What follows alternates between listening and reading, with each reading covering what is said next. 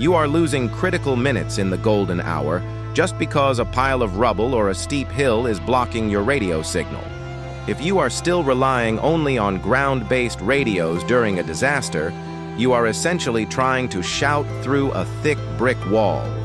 In the next 10 minutes, I am going to show you why putting your communication nodes on a drone is the single biggest upgrade your team can make this year. We are talking about taking a signal that usually dies after 2 miles and stretching it to reach 20 or 30 miles across a disaster zone. Most of you have seen meshtastic or LoRa radios by now, but you probably have them clipped to your vest or sitting on a truck dashboard. That is the first mistake because these low-power signals hate obstacles like trees, concrete, and even the natural curve of the earth. When a hurricane hits or a wildfire moves in, the cell towers are the first things to go dark, and your standard digital radios start to stutter. You find yourself in a dead zone where you can see the smoke, but you cannot tell your command center where the extraction point is. This is the exact problem we are solving by taking that tiny radio node and sticking it onto a DJI drone to get it above the chaos. Think about the last time you were in the field and lost contact with a team just because they went around the side of a mountain. It is a terrifying feeling for a commander to see a blank spot on the map where their people are supposed to be. Standard radio waves move in straight lines, and if anything gets in the way, that message just disappears into the dirt. This is why we see so many search and rescue operations get delayed because teams have to stop and relay messages manually. We call this the line of sight problem, and it is the #1 killer of effective communication in the first 48 hours of a crisis. Now imagine you have a DJI Mavic 3 or a Matrice 30T sitting in the back of your response vehicle right now. That drone is not just a flying camera anymore.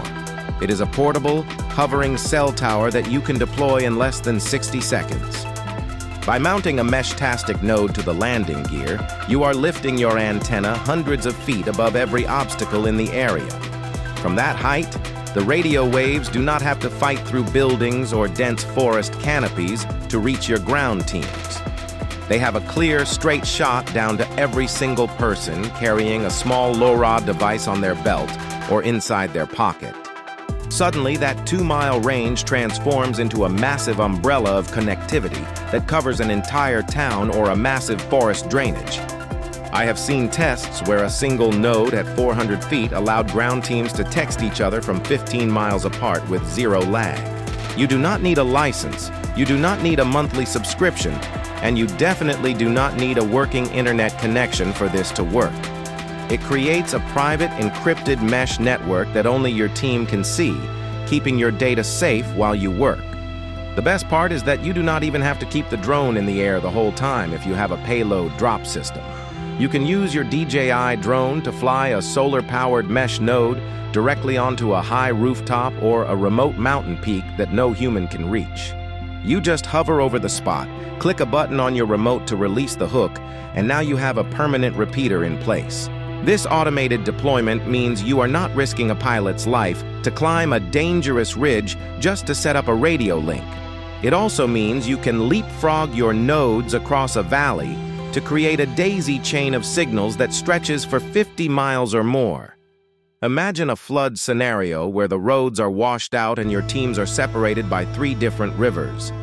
A single drone flight can drop 3 nodes at key high points, and suddenly everyone is back on the same map with full situational awareness. You will see their GPS locations moving in real time on your tablet, even if there is not a single working cell tower left in the state. We call this the airborne mesh, and it is changing the way FEMA and local search teams think about the first few hours of a deployment. It is not just about voice or text. It is about knowing exactly where every boots-on-the-ground asset is located without them having to say a word. When you use a DJI drone to lift these nodes, you are essentially buying yourself the highest ground possible without needing a helicopter. The cost of a basic LoRa node is less than $50, which is cheaper than a single tire on your response truck. This means you can afford to lose a few nodes in the field if it means keeping your entire team connected during a Category 5 event. You can even set these drones to fly automated patterns, acting as a moving relay that follows your ground teams as they advance. The climax of this technology comes when you realize that you are no longer limited by the geography of the disaster zone. You are creating your own geography in the sky, choosing exactly where the signal needs to be to bridge the gap between life and death. If one team gets pinned down in a canyon, you just fly the drone over the rim, and their SOS signal immediately hits the main command post. This is not some future concept that is years away. Responders are building these kits in their garages and stations right now using off-the-shelf parts. You just need a small plastic mount, a lithium battery, and a meshtastic-enabled radio to turn your drone into a lifesaver. Stop letting the terrain dictate whether your team can talk to each other and start using the air to your advantage.